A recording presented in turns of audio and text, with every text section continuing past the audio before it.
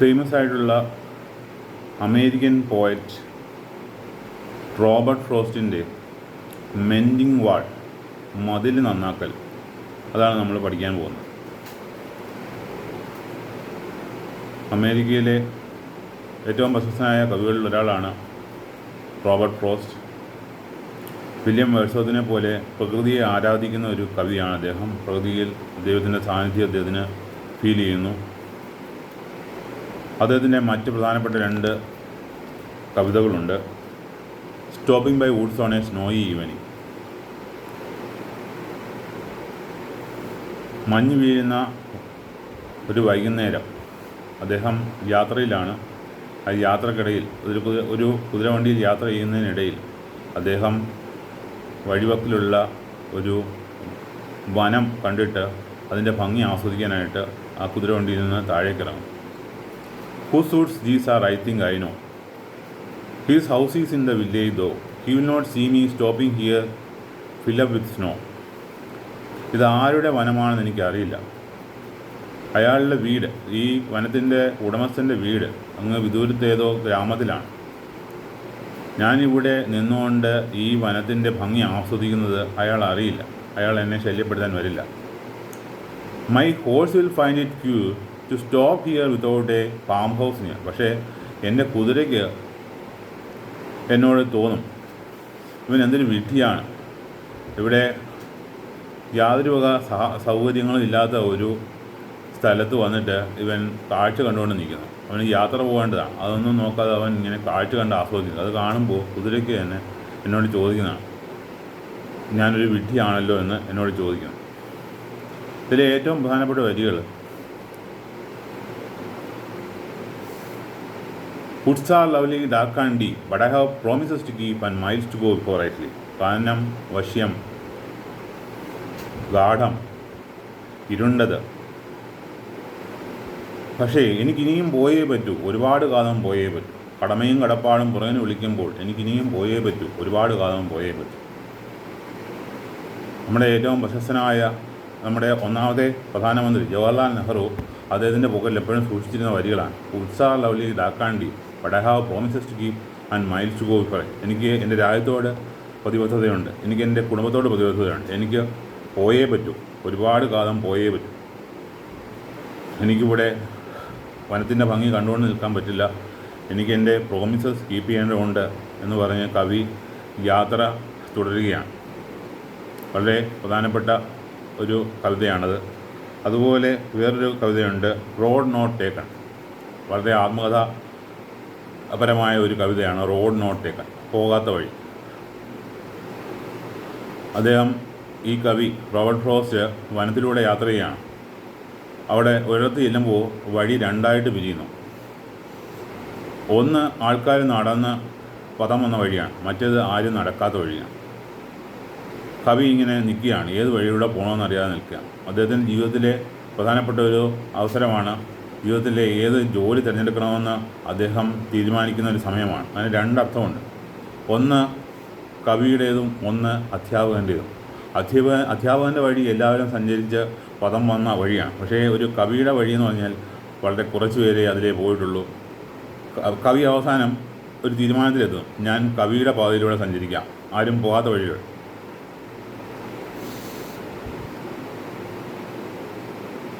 അദ്ദേഹം അങ്ങനെ less travelled by, ആരും യാത്ര ചെയ്യാത്ത വഴിയിലൂടെ പോകുന്നു. That has made all the difference. അതാണ് അദ്ദേഹത്തിൽ മാറ്റങ്ങളുണ്ടായി. അതായത് അദ്ദേഹം ഹി ബിക്കെയിം ഫേമസ്, അദ്ദേഹം പ്രശസ്തനായി മാറി. അദ്ദേഹത്തിൻ്റെ അടുത്ത പ്രധാനപ്പെട്ട കവിതയാണ്, റോബർട്ട് ഫ്രോസ്റ്റിൻ്റെ അടുത്ത പ്രധാനപ്പെട്ട കവിതയാണ് മെൻഡിങ് വാൾ, മതിൽ നന്നാക്കൽ. ഇത് സാഹോദര്യത്തെക്കുറിച്ചും സ്നേഹത്തെക്കുറിച്ചും നന്മയെക്കുറിച്ചും ഒക്കെ പറയുന്ന ഒരു കവിതയാണ്. 2 അയൽവക്കക്കാരുടെ കഥയാണിത്. ഒരു വലിയ കൃഷിസ്ഥലങ്ങളാണ് 2 പേർക്കും ഉള്ളത്. 2 കൃഷിസ്ഥലങ്ങളാണ്. ഒരാൾ ആപ്പിൾ മരങ്ങളും ഒരാൾ പൈൻ മരങ്ങളുമാണ് വളർത്തുന്നത്. അവർക്കിടയിൽ ഒരു മതിലുണ്ട്.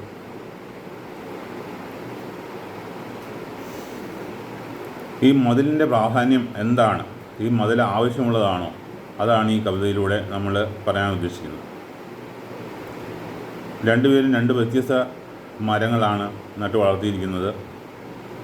രണ്ട് മരങ്ങളും പരസ്പരം ചെന്ന് അവരുടെ കായ്കൾ ഭക്ഷിക്കുകയില്ല.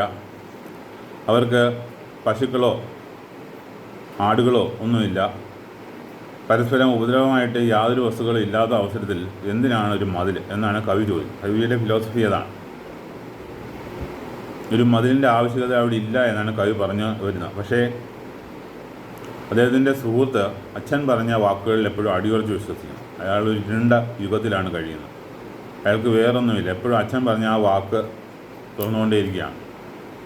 Good fencers make good neighbours. എപ്പോഴും ഒരു നല്ല മതിലുണ്ടെങ്കിലേ നല്ല സൗഹൃദം ഉണ്ടാവും, നല്ല അയൽവക്കം ഉണ്ടാവൂ എന്നാണ് അയാൾ എപ്പോഴും പറയുന്നത്.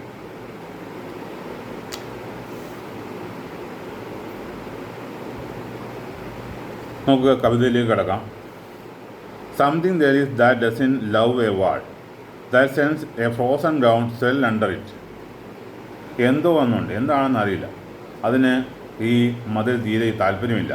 That sense A frozen ground, frozen എന്ന് പറഞ്ഞാൽ തണുത്ത് മരവിച്ച തറ അല്ലെങ്കിൽ തറ, അത് സെൽ അണ്ടർ ഇറ്റ്, അത് വീർത്ത് വന്നിട്ട് ഈ പാറക്കല്ലുകളുണ്ടാക്കിയ മതിലാണത്. രണ്ട് പ്ലാന്റേഷൻസ് ഇടയിൽ പാറക്കല്ലുകൾ ഉണ്ടാക്കിയ മതിലാണ്. ആ മതിലിനെ തകർക്കാനായിട്ട് എന്തോ അവിടെയുണ്ട്. ആ മതിൽ എപ്പോഴും തകർന്നു വീഴുകയാണ്. എപ്പോഴൊക്കെ അവരെ സൃഷ്ടിക്കുന്നു അത് വീണ്ടും തകർന്നു വീണുകൊണ്ടേയിരിക്കാം. And spills the upper boulders in the sun. Spill എന്ന് പറഞ്ഞാൽ വീഴുകയാണ്. അതിലെ ബൗൾഡേഴ്സ് കല്ലുകൾ സൂര്യപ്രകാശം ഏൽക്കുമ്പോൾ ചൂടേറ്റ് വികസിച്ച് താഴേക്ക് വീഴുന്നു. And makes gaps even two can pass abreast. എന്നിട്ട് ആ മതിലിനിടയിൽ വിടവുണ്ടാകുന്നു. രണ്ടുപേർക്ക് നെഞ്ചോട് ചേർന്ന് നെഞ്ചുരുമി യാത്ര ചെയ്യാൻ പറ്റുന്ന വിടവാണ് അവിടെ ഉണ്ടാകുന്നത്. The work of hunters is another thing. ഒരുപക്ഷെ അത് വർക്ക് ഓഫ് ഹണ്ടേഴ്സ് ആകാം. നായാടികൾ, വേട്ടയാടുന്നവർ, അവർ അതിലൂടെ യാത്ര ചെയ്യുമ്പോൾ അവർ മുയലിനെയും മറ്റുള്ളതിനെയൊക്കെ പിടിക്കാനായിട്ട് പോകുമ്പോൾ ഇതിൻ്റെ ഇടയിലൂടെ നടക്കുമ്പോഴുണ്ടാകുന്ന വിടവാകാം. I have come after them and made a repair. ഞാൻ അവർ പോയി കഴിഞ്ഞിട്ട് വന്നിട്ട് റിപ്പയർ ചെയ്യാറുണ്ട്, മതിൽ നന്നാക്കാൻ ശ്രമിക്കാറുണ്ട്. Where they would have left not one stone on a stone. ഞാൻ കഷ്ടപ്പെട്ട് അല്ലെങ്കിൽ എൻ്റെ സുഹൃത്ത് കഷ്ടപ്പെട്ട് ഒന്നിനു മുകളിൽ ഒന്നാക്കി വെച്ചിരിക്കുന്ന കല്ലുകളാണ് ഈ മതിലിലുള്ളത്. അതെല്ലാമാണ് താഴെ വീണിരിക്കുന്നത്. But they would have the rabbits out of hiding. ഈ ഹണ്ടേഴ്സ്, ഈ നായാടികൾ വന്നിരിക്കുന്നത് but they would have the rabbits out of hiding to please the yelping dogs. Yelping, barking dogs, കുറച്ച് കൊണ്ടുവരുന്ന പട്ടികൾ അവർക്കുണ്ട്. അവർ പട്ടികളുമായിട്ടാണ് വരുന്നത് ഈ ഹണ്ടേഴ്സ്. ആ പട്ടികളെ സന്തോഷിപ്പിക്കാൻ വേണ്ടിയിട്ട് അവർ ഈ മതിലിലെ വിടവിൽ ഇരിക്കുന്ന മുയലുകളെ കമ്പിട്ട് കുത്തി പുറത്തേക്ക് ചാടിക്കുന്നു. The gaps I mean no one has seen them made or heard them made. ആരാണ് ഈ വിടവുകൾ ഉണ്ടാക്കിയതെന്ന് ഞങ്ങൾ പ്രത്യക്ഷത്തിൽ കണ്ടിട്ടില്ല. ഹണ്ടേഴ്സാണെന്ന് പറയുന്നു, ഏതോ ഒന്നുണ്ടെന്ന് പറയുന്നു, എന്താണെന്ന് ഞങ്ങൾക്കറിയില്ല. ആരാണ് ഈ വിടവ് ഉണ്ടാക്കുന്നതെന്ന് ഞങ്ങൾക്കറിയില്ല. ബട്ട് അറ്റ് സ്പ്രിംഗ്, വസന്തകാലത്തിൽ, മെൻഡിങ് ടൈം, വസന്തകാലമാണ് ഈ മതിൽ നന്നാക്കാൻ ഞങ്ങൾ പ്രിഫർ ചെയ്യുന്ന സമയം. We find them there. ആ സമയത്ത് ഞങ്ങൾ ചെന്ന് കഴിഞ്ഞാൽ ആ മതിലിൽ വിടവ് കാണാൻ കഴിയും. I let my neighbour know beyond the hill and on a day we meet to walk the line and set the wall between us once again.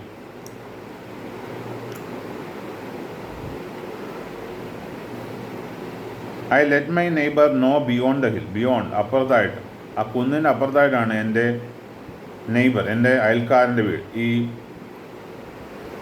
കൃഷിസ്ഥലത്തിൻ്റെ ഉടമസ്ഥൻ, അയാളുടെ വീട്, അയാളെ ഞാൻ അറിയിക്കും. And on a day we meet to walk the line. ഞങ്ങൾ രണ്ടുപേരും രണ്ട് സൈഡിലായിട്ട്, ആ മതിലിന് രണ്ട് സൈഡിലായിട്ട് നടക്കും. And set the wall between us once again. എന്നിട്ട് വീണ്ടും ഞങ്ങൾ ആ മതിൽ നന്നാക്കി വെക്കും, ഒരിക്കലുള്ള നന്നാക്കി വെക്കും. We keep the wall between us as we go. ഞങ്ങൾ പോകുമ്പോഴേക്കും ആ മതിൽ നന്നാക്കിയിരിക്കും. To eat the boulders that have fallen to each and some are loaves and some so nearly balls. ഓരോ ഉരുളൻ കഷ്ണങ്ങളും താഴെ പോയിരിക്കുന്നു. ചിലത് ലോവ്സ് ആണ്, ചെറു കഷ്ണങ്ങളാണ്, ലോവ്സ് ഓഫ് ബ്രെഡിൻ കഷ്ണങ്ങൾ പോലെ. സം ലൈക്ക് ബാൾ, ചിലത് ബാൾ പോലെയാണ്. We have to use a spell to make them in balance.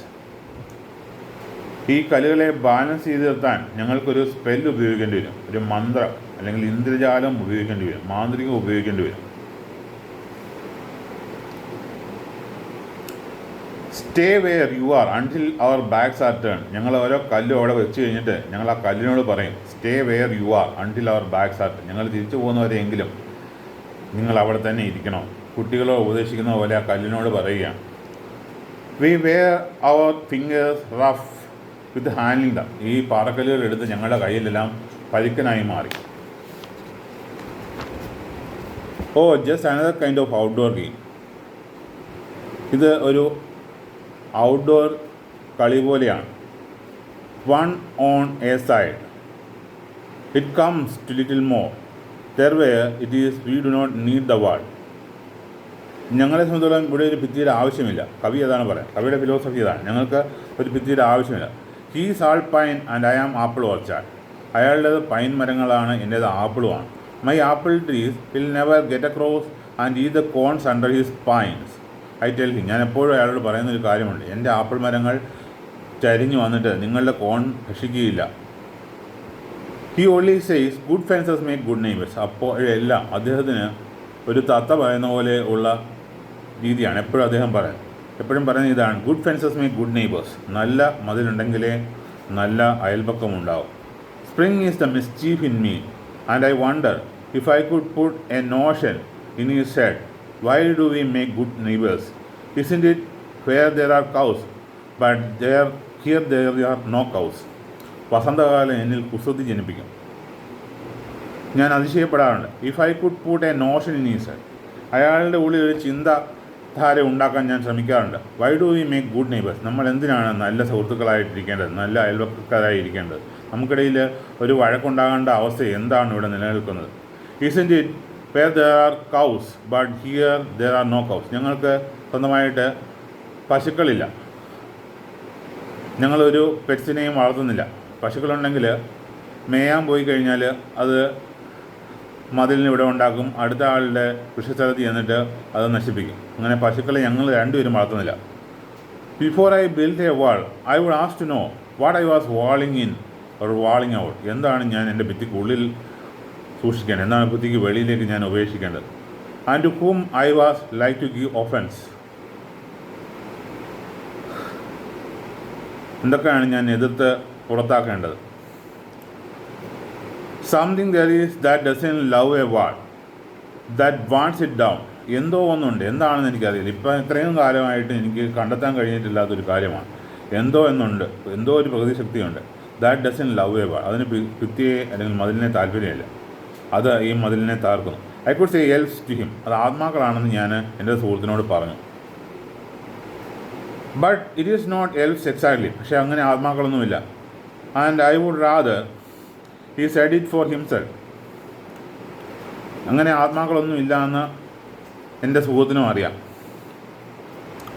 I see him there bringing a stone grass firmly by the top in each hand like an old stone savage armed. ഞാൻ നോക്കുമ്പോഴതാ ഒരു വലിയ ഉരുളൻ കല്ലുമായിട്ട് എൻ്റെ സുഹൃത്ത്, എൻ്റെ അയൽപക്കക്കാരൻ വരുന്നു. അയാളെ കണ്ടാൽ ഇപ്പോൾ എങ്ങനെ തോന്നും? Like an old stone savage arm. ഒരു ശിലായുഗ മനുഷ്യൻ ഉരുളൻ കല്ലും പെറുക്കിക്കൊണ്ട് വരുന്നത് പോലെ തോന്നും. അതേ പ്രകൃതിയാണ്. He moves in darkness as it seems to me. തോന്നുക, അയാളെ ഇരുട്ടിലൂടെ സഞ്ചരിക്കുന്നതായിട്ട് എനിക്ക് തോന്നും. ആ ഇരുട്ട് not of woods only and the shade of tree. ആ ഇരുട്ട് ആ വനത്തിൻ്റേതല്ല, അല്ലെങ്കിൽ ആ കൃഷിസ്ഥലത്തിൻ്റേതല്ല, ഏതെങ്കിലും മരത്തിൻ്റെ തണലിൽ നിന്നുണ്ടാകുന്ന ഇരുട്ടല്ല. അത് അയാളുടെ ഉള്ളിലെ ഇരുട്ടാണ്, അയാളുടെ ഉള്ളിലെ അന്ധകാരമാണ്, അറിവില്ലായ്മയാണ്. He will not go behind his father's saying and he likes having thought of it so well. അയാൾ എപ്പോഴും അച്ഛൻ പറഞ്ഞ ആ വാക്കിൽ നിന്ന് പുറത്തേക്ക് വരാൻ താല്പര്യപ്പെടുന്നില്ല, അതിൽ കടിച്ചു തൂങ്ങി നിൽക്കുകയാണ്. He says again. വീണ്ടും അയാൾ പറയുന്നൊരു കാര്യമുണ്ട്, ഒരു തത്ത പറയുന്ന പോലെ, good fences make good neighbours. നല്ല മതിലുണ്ടെങ്കിലേ നല്ല സൗഹൃദമുണ്ടാവും. നമുക്കിതിലെ പോയറ്റിക് ഡിവൈസസ്, കവി ഉപയോഗിച്ചിരിക്കുന്ന ശൈലികൾ എന്തൊക്കെയാണെന്ന് പഠിക്കാം.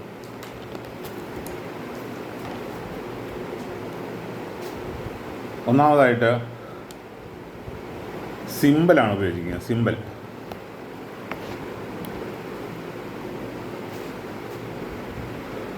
പ്രതീകം. Wall is A simple of barrier between human beings. മനുഷ്യരുടെ ഇടയിലെ ഒരു ബാരിയറാണ്, ഒരു തടസ്സമാണ് മതിൽ. പിന്നീട് ഇവിടെ ഉപയോഗിച്ചിരിക്കുന്നത് മെറ്റഫറാണ്. മെറ്റഫർ എന്ന് പറഞ്ഞാൽ comparison between two dissimilar things without the use of like. Like എന്ന് പറയുന്ന പദം ഉപയോഗിക്കാതെ രണ്ട് വ്യത്യസ്ത വസ്തുക്കളെ തമ്മിൽ താരതമ്യം ചെയ്തിട്ട് രണ്ടും ഒന്നാണെന്ന് പറയുന്നു.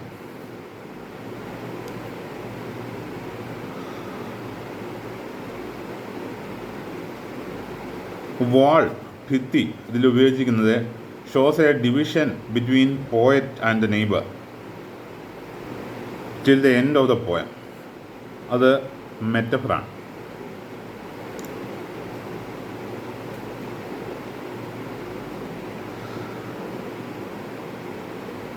Line 13. And on a day we meet to walk the line. അവിടെ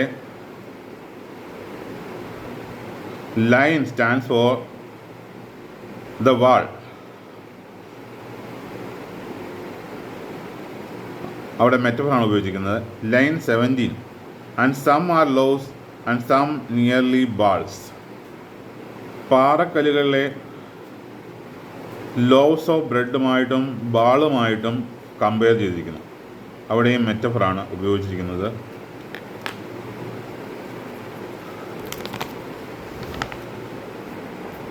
line 40. Each hand like an old stone savage armed.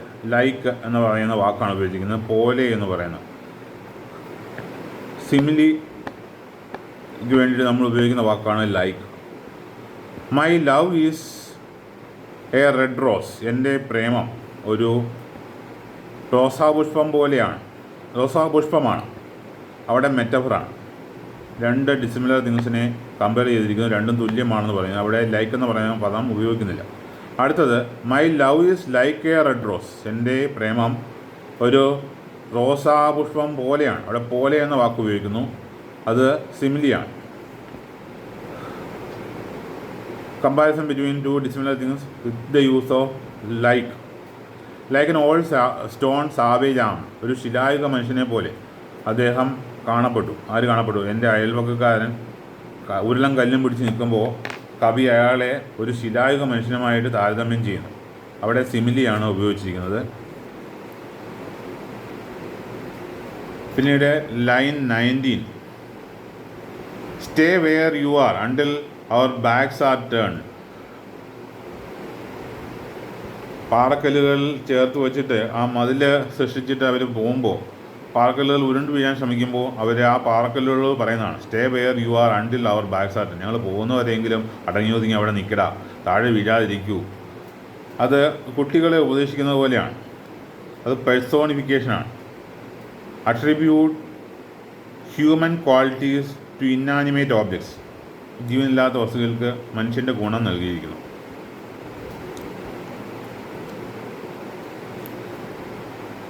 അടുത്തത് ലൈൻ 25.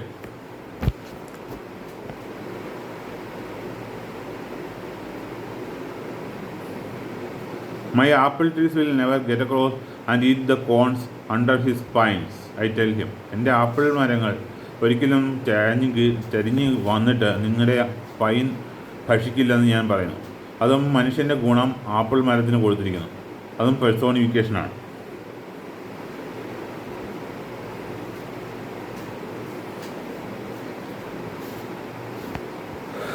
അടുത്ത് നമുക്ക് നോക്കാം alliteration. Preparation of same consonant sound. Consonant സൗണ്ടിൻ്റെ ആവർത്തനമാണ്. ഒരേ വരിയിൽ അടുപ്പിച്ചടുപ്പിച്ച വാക്കുകളിൽ കൺസണൻറ്റ് സൗണ്ടിൻ്റെ ആവർത്തനത്തിനാണ് അലിറ്ററേഷൻ എന്ന് പറയുന്നത്. ഒന്നാമത്തെ വരിയിൽ അതുണ്ട്. Something there is that doesn't love a wall. There that, അവിടെ ദ സൗണ്ട് ആവർത്തിച്ച് വരികയാണ് ഒരേ വരിയിൽ. അത് അലിറ്ററേഷനാണ്. അടുത്ത ലൈൻ 33.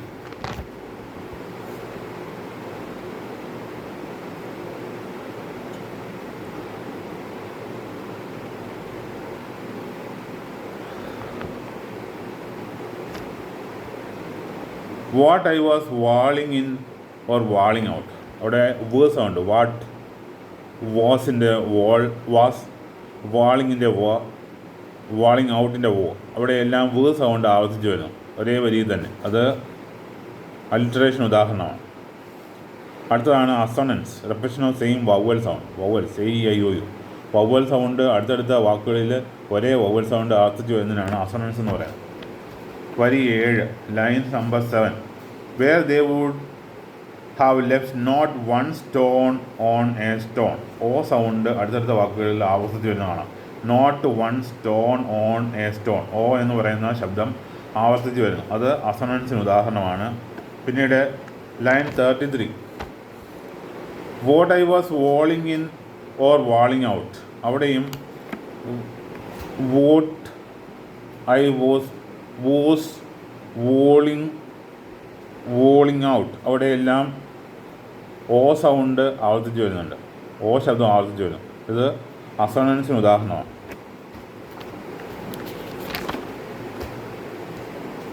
Line number 14.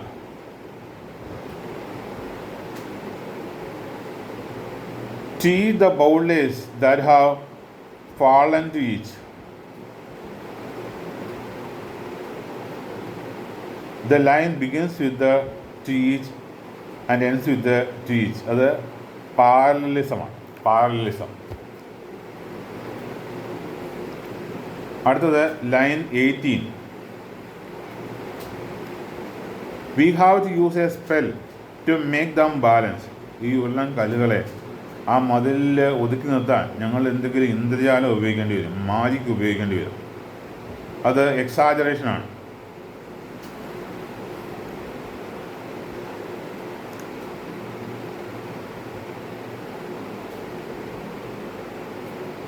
അതിന് പറയുന്ന പേരാണ് ഹൈപ്പർബലി. ഹൈപ്പർബലി. അടുത്തത് ലൈൻ 34.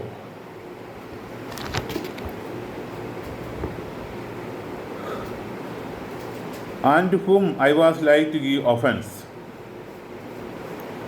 ഒഫൻസ് എന്ന് പറഞ്ഞാൽ റോങ്. ആ വാക്കുകൊണ്ട് അവിടെ ഒരു പണ്ണാണ് ഉപയോഗിച്ചിരിക്കുന്നത്.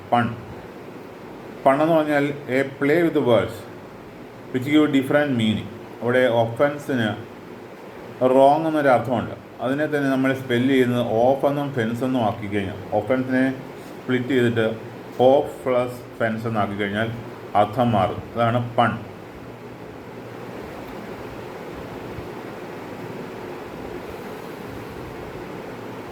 ഇനിയും ഒന്നാമത്തെ വരിയും അവസാനത്തെ വരിയും നമുക്ക് കാണാൻ കഴിയും. Something there is that doesn't love ever. എന്തോ ഒന്നുണ്ട്, അതിന് ഭിത്തിയെ താല്പര്യമില്ല, മതിലിനെ താല്പര്യമില്ല.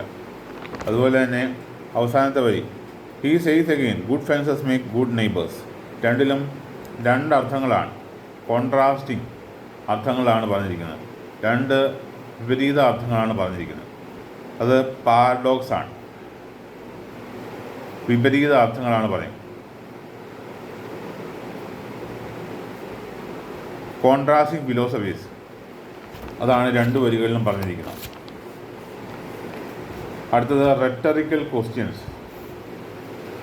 Lines 30 and 31, 30-31. Why do they make good neighbors? Isn't it where there are cows? 30-31 പറഞ്ഞിരിക്കുന്നതാണ്. നമ്മൾ നല്ല അയൽവക്കക്കാരായിരിക്കേണ്ട ആവശ്യകത എന്താണ്?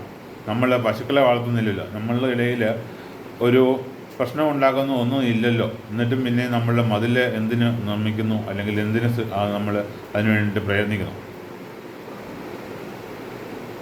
V don't expect any answer from that question. ആ ചോദ്യത്തിന് നമ്മളൊരു ഉത്തരവും പ്രതീക്ഷിക്കുന്നില്ല. അതിനെയാണ് റെട്ടറിക്കൽ ക്വസ്റ്റ്യൻ എന്ന് പറയുന്നത്. കവിതയിൽ ആവോളം ഹ്യൂമറുണ്ട്, തമാശയുണ്ട്, ഇമേജസ് ഉണ്ട്, വാങ്മയ ചിത്രങ്ങളാണ് കവി പലതായിട്ട് സൃഷ്ടിച്ചിരിക്കുന്നത്. ഈ കവിത എഴുതിയിരിക്കുന്നത് ബ്ലാങ്ക് വേഴ്സിലാണ്. ബ്ലാങ്ക് വേഴ്സ് എന്ന് പറഞ്ഞാൽ അൺറൈംഡ് അയാംബിക് പെൻറ്റാമീറ്റർ. അൺറൈംഡ്, അതിനകത്ത് റൈമില്ല, റൈം സ്കീമില്ല, എൻഡ് റൈമില്ല. അയാംബിക് പെൻറ്റാമീറ്ററാണ് ഇതിനകത്ത് ഉപയോഗിച്ചിരിക്കുന്നത്. A line of poem with 5 metrical feet, each pair containing an unstressed syllable followed by a stressed syllable. ഇതിലെ ഓരോ വരിയിലും 5 പാദങ്ങളായിട്ട് നമുക്ക് തിരിക്കാൻ കഴിയും. അതിൽ 2 സിലബിൾസാണ്. സിലബിൾ എന്ന് പറഞ്ഞാൽ ഒരു വാക്കിനെ ചെറുതായിട്ട് കഷണിക്കാൻ കഴിയും. അതിനെ വീണ്ടും കഷണിച്ചാൽ അതിൻ്റെ അർത്ഥം ഇല്ലാണ്ടായി മാറും. ഒരു സിലബിളിൽ എപ്പോഴും ഒരു വവ്വലുണ്ടായിരിക്കും. അങ്ങനെ ഓരോ പാദത്തിലും 2 സിലബിൾസാണുള്ളത്. അതിൽ ഒരു അൺസ്ട്രെസ്ഡ് ഷോർട്ടായിട്ടുള്ള സിലബിൾ, അത് കഴിഞ്ഞിട്ട് ഒരു ലോങ് ആയിട്ടുള്ള സിലബിൾ വരും.